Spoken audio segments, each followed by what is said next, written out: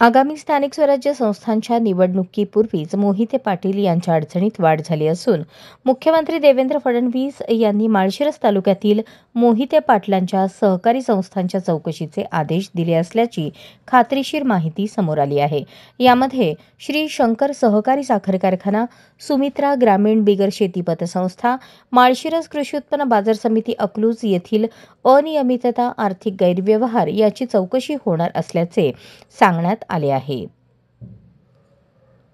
भारतीय जनता पार्टीचे नातेपुते मंडळ अध्यक्ष हरी पालवे यांनी मुख्यमंत्री देवेंद्र फडणवीस यांची भेट घेऊन त्यांना 3 वेगवेगळे निवेदन दिले।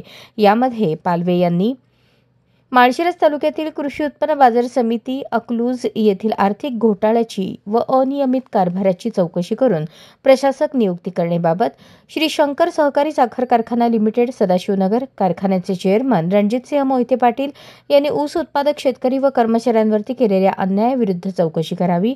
माळशिरस तालुक्यातील सुमित्रा ग्रामीण बिगर शेती या पतसंस्थेमध्ये आर्थिक घोटाळ्यांची मालिका सुरू असून बोगस कर्ज प्रकरणे दाखवून सामान्य शेतकरी आणि नागरिकांकडून जबरदस्तीने सुरू असलेल्या वसुलीची उच्चस्तरीय चौकशी समिती नेमून तत्कालीन चेअरमन जयसिंह शंकरराव मोहिते पाटील यांची चौकशी व्हावी अशा मागण्या केल्या आहेत।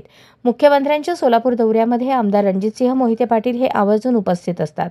लोकसभा निवडणुकीदरम्यान मात्र त्यांनी उघडपणे कोणती भूमिका घेतली नव्हती। आता जिल्हा परिषदेच्या निवडणुकांमध्ये रणजितदादा यांची भूमिका काय असणार याकडेही सर्वांच्या नजरा लागल्या आहेत। अशाच नवनवीन अपडेटसाठी जनता राज्य न्यूज चॅनलला सबस्क्राइब करा, लाईक करा आणि शेअर करायला विसरू नका।